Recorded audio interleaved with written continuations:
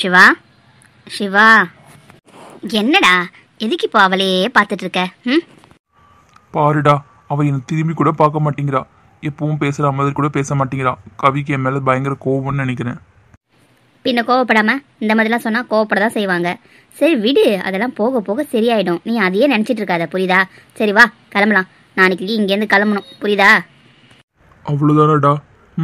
டூரும் முடிய போகுது. டூர் முடியத்துக்குள்ளே கவிதா கிட்ட எல்லாம் சொல்லி ஓகே பண்ணிடலான்னு நினச்சேன். ஆனால் அவள் இனி என்கிட்ட பேசாதன்ற மாதிரி சொல்லிட்டா. என்னடா பண்ணுறது? ச்சே, எனக்கு நீ மட்டும் ஏன்டா எப்படி நடக்குது? உனக்கு மட்டும் இல்லை, நிறைய பேருக்கு இப்படி தான் நடக்கும். அதையே நினச்சிட்டு இருக்காத, 100 தடவை சொல்லிட்டேன். எழுந்து வாடா போகலாம். கவி, சிவா உன்னையே நினச்சி ஃபீல் பண்ணிட்டு இருக்கான்னு நினைக்கிறேன். பண்ணட்டும், அதால் ஒன்றும் கெட்டு போகிறதில்ல, புரியுதா? நான் திருப்பி அதுக்கு ரியாக்ட் பண்ணாதான் அவன் படிப்பு கெட்டு போகும். நீ சும்மா இரு, சும்மா அவனுக்கு சப்போர்ட் பண்ணிட்டு இருக்காத. இல்லடி, சும்மா இருன்னு சொன்னேன். வா கிளம்பலாம் இங்கேருந்து.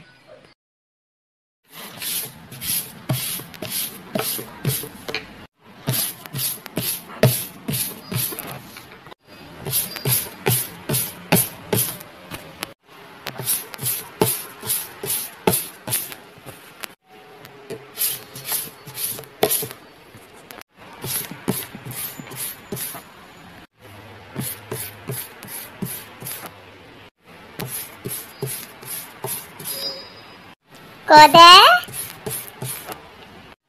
எங்கேயோ கேட்ட குரல். சீதாக்கா, எப்படி இருக்கீங்க? எவ்வளோ நாள் ஆச்சு உங்களை பார்த்து. நான் இந்த ஊர்ல தாண்டி இருக்கிறேம்மா. நீ தான் எங்க போனேனே தெரியல. லாஸ்டா அன்னைக்கு இந்த ஊர் சுத்த போனமே மினி கூட, அப்ப பார்த்தது. அதுக்கப்புறம் ஆளே காணோம். எங்க தான் போயிட்ட? நான் எங்கேயும் போலக்கா, நான் இங்கே தான் இருக்கேன். உங்களை தான் பார்த்தே ரொம்ப நாள் ஆச்சு. அந்த மினி ஆளையே காணோம், எங்கத்தான் போனா தெரியல. கொஞ்சம் வீட்டிலேயே வேலைலாம் சரியா இருந்தது. கொஞ்சம் வீட்டெல்லாம் தொடச்சி இடிச்சு ஏற கட்டி சரியா இருந்துச்சு. அதனால தான் எங்கேயும் வர முடியலக்க. உனக்கு விஷயமே தெரியாதா? மினி இந்த ஊர்லயே இல்லை. அவ அவங்க மாமியார் கூட சண்டை போட்டுட்டு அவங்க அம்மா வீட்டுக்கே போயிட்டாளாம். அப்படியாக்கா? இந்த கதை எப்போ நடந்தது? எனக்கு தெரியவே தெரியாதே. மினி என்கிட்ட கூட ஒன்றும் சொல்லவே இல்லை. அவன் அண்ணிலேருந்து ஒரு ஃபோன் கூட பண்ணலை. என்கிட்ட மட்டும் டெய்லி ஃபோன் பண்ணி பேசிட்டா இருக்கா. அவளுக்கு ஏதாவது பிரச்சனை உடனே சித்தாக்கா நீ வருவா, இல்லைன்னா வரவே மாட்டா. நான் அவளை தேடிக்கிட்டு அவங்க வீட்டுக்கு போயிருந்தேன். அவங்க மாமியார் வாசல்லையே உட்காந்துட்டு இருந்துச்சு. அப்படியே திரும்பி பக்கம் ஓடி போய் சமையல் கட்டுக்கா பார்த்தா அவங்க நாத்தனார் இருக்காள சரலா, அவள் தான் சமைச்சிட்டு இருந்தா. அவகிட்ட என்ன ஏதுன்னு கேட்டதுக்கு அவள் சொன்னான், இந்த மாதிரி சண்டை போட்டுன்னு கோச்சிக்கிட்டு அவங்க அம்மா வீட்டுக்கே போயிட்டா அப்படின்ட்டு.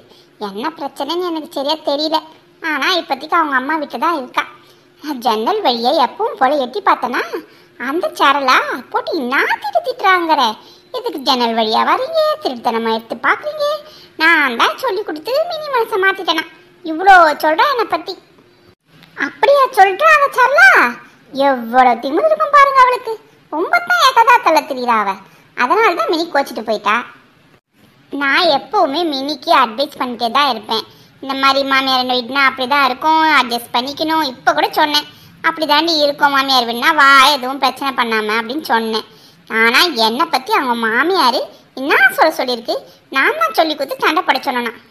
அதுங்க மனசில் என்னை பற்றி எப்படி நினச்சிருக்குங்க பாரு. இப்போ கூட கிரேட் எஸ்கேப்பாக அவன் மாமியார் கேள்விக்கிட்டேருந்து தப்பிச்சு தான் ஓடியாரேன். நீங்கள் எங்கே பயந்துக்கிட்டு ஓடி வரீங்க? அந்த கேள்வி தான் மினிக்கு ஏதாவது நான் தான் சொல்லித்தரேன்னு சொல்லி மினியை திட்டுச்சாமே அப்படின்னு மினி தான் சொன்னா. என் மாமியார் கிட்ட மட்டும் மாட்டினீங்க உங்களை ஆஞ்சு குழம்பு வச்சுவிடுவான்னு. அதனால தான் தப்பிச்சு ஓடியாரேன். ஏய், இப்போ எது கேட்க புக்கன்னு சிரிக்கிற? இல்லைக்கா, நீங்கள் மட்டும் அவங்க மாமியார் கிட்ட மாட்டியிருந்தீங்க என்ன ஆயிருப்பீங்கன்னு நினச்சேன். அதான் சிரிப்பு வந்துச்சு. அதான் மாட்டல இல்லை. சரி, நான் வந்து வச்சதை சொல்கிறேன். நான் கொஞ்சம் துணியெலாம் வாங்கினோம், ஷாப்பிங் போகலான்னு தான் அந்த மினியை கூப்பிடலான்னு போனேன். ஃபோனும் பண்ணேன், அவள் தான் ஊரில் இல்லையே. சரி, அதான் உன்னை கூட்டிகிட்டு போகலான்னு வந்தேன். வரியா என் கூட ஷாப்பிங் போகலாம் ஜாலியா? இல்லைக்கா, நான் வரல. ஏன்டி?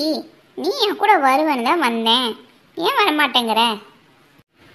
அது இல்லைக்கா, இப்போ தான் என் வீட்டுக்காரு என்னை கடைக்கு கூட்டிகிட்டு போய் 2 பட்டு புடவை, வீட்டில் போட்டுக்க நைட்டி, வீட்டில் கட்டிக்கிற மாதிரி சாதா புடவை எனக்கு தேவையான எல்லாத்தையும் வாங்கி கொடுத்தாரு. நான் உங்க கூட கடைக்கு வந்து நான் என்னத்தை வாங்க போகிறேன். அப்படியா? இவ்வளோ வாங்கி கொடுத்தா உன் புருஷன்? நம்பவே முடியலையே. ஏன், என்ன விஷயம்?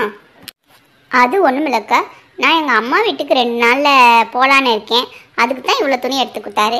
என்கிட்ட நல்ல புடவையே இல்லை, இதை கட்டிக்கோன்னு சொல்லி வாங்கி கொடுத்தாரு. அப்படி சொல்லு, உங்கள் அம்மா வீட்டுக்கு போகிறேன்னு சொன்னியா? அதான் உன்னை அனுப்புகிற குஷியில் உன் புருஷன் எல்லாத்தையும் வாங்கி கொடுத்துருக்கான் உனக்கு.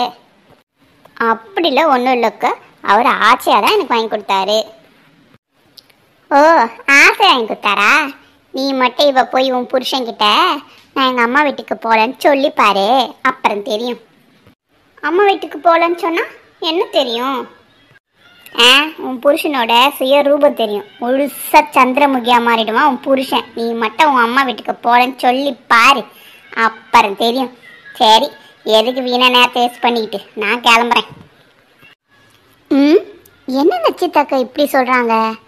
உண்மையாகவே அப்படிதான் இருக்குமோ? சரி, சொல்லி தான் பார்ப்போம் அம்மா வீட்டுக்கு போகலன்னு. என்னத்தான் நடக்குதுன்னு பார்ப்போமே.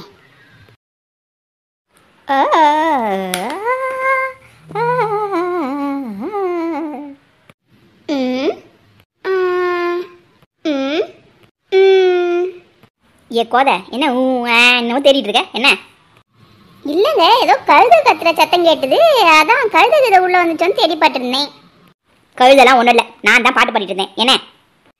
ஓ, நீங்க தான் பாட்டு பாடிட்டு இருந்தீங்களாங்க.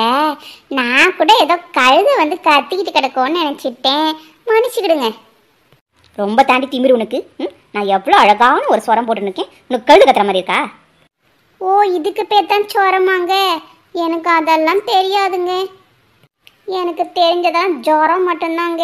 இந்த ரொம்ப பயந்துட்டா வரும்ல காய்ச்சல், ஜுரம் சொல்லுவாங்களே, அதுதாங்க எனக்கு தெரியும். நீங்க சொல்ற ஜுரம்லாம் எனக்கு தெரியாது. ஞான சூனியம். சரிங்க, நான் ஞான சூனியமாகவே இருந்துட்டு போகிறேன். என்னன்னா, நான் எங்கள் அம்மா வீட்டுக்கு போகிறேன்னு சொல்லியிருந்தேன்ல. ஆமாம், என்ன இப்போ அதுக்கு? நான் என்ன யோசிக்கிறேன்னா, அம்மா வீட்டுக்கெல்லாம் போவேனான்னு நினைக்கிறேங்க. ஏன், என்ன திடீர்னு? நீ தான் போய் உங்கள் அம்மா வீட்டில் போய் ஒரு மாதம் இருக்க போகிறேன்னு சொல்லிட்டு இருந்தேன். திடீர்னு என்னாச்சு? நான் ஒன்றும் சொல்ல மாட்டேன், நீ கிளம்புக்கோத. இல்லைங்க, என்னை பார்த்துக்கிற அன்பான கணவன் நீங்கள் இருக்கிறப்போ உங்களை விட்டுட்டு நான் எப்படி தனியாக எங்கள் அம்மா வீட்டுக்கு போகலான்னு யோசிக்கிறேன். எனக்கு வேண்டிய துணிமணிலாம் எடுத்து கொடுத்து என்னை என்னமா பார்த்துக்கிறீங்க. அப்படி இருக்கும்போது நான் எப்படிங்க உங்களை விட்டுட்டு போக முடியும்? இவளுக்கு துணியெல்லாம் வாங்கி கொடுத்து தப்பு போலையே. இப்போ போக மாட்டேன்னு சொல்கிறா. என்னங்க அங்கே யோசனை? அதெல்லாம் ஒரு யோசனையும் கிடையாது. ஒழுங்கு மரியாதையாக உங்கள் அம்மா வீட்டுக்கு கிளம்புற 2 நாளில் போய்தா. அதுக்கு தான் உனக்கு புடவையெல்லாம் எடுத்து கொடுத்தா போக மாட்டேன்னு சொல்கிறேன்.